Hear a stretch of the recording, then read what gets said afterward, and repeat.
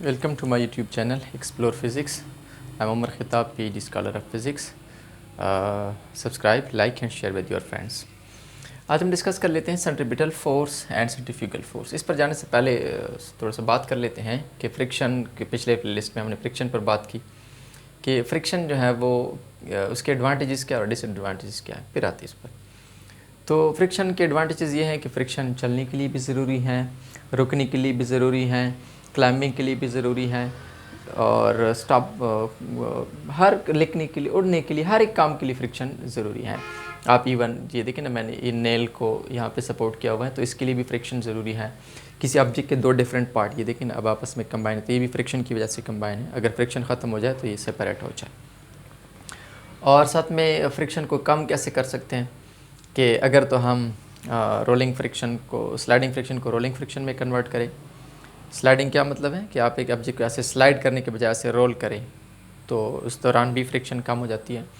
आप लुब्रिकेंट का इस्तेमाल करें और साथ में आप चीज़ों को ऐसे फेस शेप, अब्लीक शेप बनाएं तो उससे फ्रिक्शन कम हो जाती है। आजकल गाड़ियाँ देखिए बिल्कुल अब्लीक शेप में आ रही है फ्रिक्शन को कम करने के लिए, एयर फ्रिक्शन को कम करने के लिए। अच्छा, तो सेंट्रीपिटल फोर्स क्या है? वो फोर्स के जो चीज़ों को सेंटर में या सर्कल में घूमने पर मजबूर करे। सेंट्रीपिटल, इसको सेंटर सीकिंग फोर्स भी कहते हैं। इसको हमेशा सेंटर की तलाश होती है। सेंट्रीपिटल फोर्स हमेशा सेंटर की तरफ होती है। Centripetal force, the force which compel a body to move in a circle, उसको हम नाम देते हैं सेंट्रीपिटल फोर्स।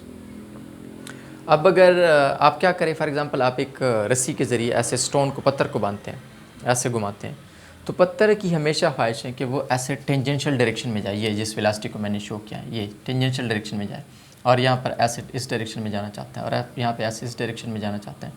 लेकिन अगर आप देखें तो कंटिन्यूसली एक फोर्स है कि जो उसके डायरेक्शन को बदल रहा है और वो फोर्स किस डायरेक्शन में, हमेशा toward the centre of the circle. FC centripetal force toward the centre of the circle है, सेंटर ऑफ द सर्कल। इसको सेंटर की तलाश, इसलिए सेंटर सीकिंग फोर्स भी इसको कहते हैं।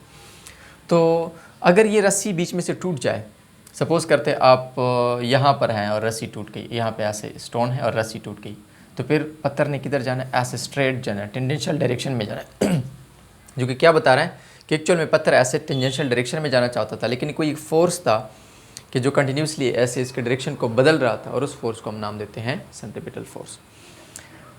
अगर तो आप देखिए तो सेंट्रीपिटल फोर्स, ज़मीन के गिर्द चांद ऐसे घूम रही है और moon revolve around the earth. तो अब मून को सेंट्रीपिटल फोर्स की ज़रूरत है। सेंट्रीपिटल फोर्स कहाँ से प्रोवाइड की गई है? इनके बीच कायनात में 4 किस्म के फोर्सेस हैं और कोई भी फोर्स नहीं है सिवाय ग्रेविटेशनल फोर्स के। ग्रेविटेशनल फोर्स पे पर हम एक चैप्टर है पूरा, वो पढ़ेंगे आगे।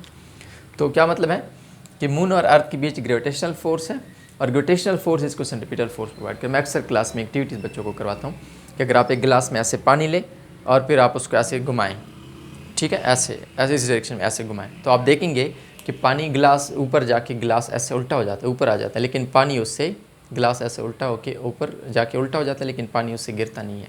वजह क्या? क्योंकि आप उसको सेंट्रीपिटल फोर्स प्रोवाइड करते हैं। तो जब भी आप किसी ऑब्जेक्ट को सेंट्रीपिटल फोर्स प्रोवाइड करते हैं, सेंट्रीपिटल फोर्स उसको सर्कल में घुमाता है। और अगर आप देखें तो सेंट्रीपिटल फोर्स, मास जितना ज़्यादा होगा तो ज़्यादा फोर्स की ज़रूरत होगी, स्पीड आप बढ़ाएंगे तो ज़्यादा फोर्स की ज़रूरत होगी, इसलिए दोनों के साथ डायरेक्ट रिलेशन। और अगर आप रेडियस ऑफ द सर्कल कम करते हैं तो सेंट्रीपिटल फोर्स ज़्यादा रेडियस के साथ, मतलब कि सेंट्रीपिटल फोर्स का इन्वर्स रिलेशन। रेडियस आप बढ़ाते हैं तो फिर कम सेंट्रीपिटल फोर्स की ज़रूरत होती है। तो इसलिए मैथमेटिकल एम एस लिख, centripetal force is equal to mv² divided by r। m mass है, v स्पीड है और r जो है वो रेडियस ऑफ द सर्कल है। अब इसी के साथ सेंट्रीफ्यूगल फोर्स पर बात करें। सेंट्रीफ्यूगल फोर्स असल में, जैसे मैंने पहले प्लेलिस्ट में आपको बताया था कि कायनात में कोई सिंगल फोर्स नहीं है। जब भी कोई एक एक्शन फोर्स आप लगाते हो उसके साथ दूसरा रिएक्शन फोर्स वजूद में आ जाता है। तो सेंट्रीफ्यूगल जो है वो रिएक्शन फोर्स ऑफ सेंट्रीपिटल है। अगर आप अपने हाथ से ऐसे एक्शन फोर्स लगाते हैं स्टोन पर तो मीडियम आपके बीच कौन सा है जो ट्रांसफ़र कर आपके फोर्स को? स्ट्रेंग है। और स्टोन फिर क्या करेगा? आप पर रिएक्शन फोर्स अप्लाई करेगा जो कि आपके फोर्स के बराबर होगा लेकिन आपके फोर्स के अपोजिट डायरेक्शन में होगा। मतलब ये है कि सेंट्रीपिटल फोर्स जो है वो toward the centre of the circle है और सेंट्रीफ्यूगल फोर्स ऐसे away from the centre of the circle है, सेंट्रीफ्यूगल। और दोनों मैग्नीट्यूड में बराबर, डायरेक्शन में अपोजिट।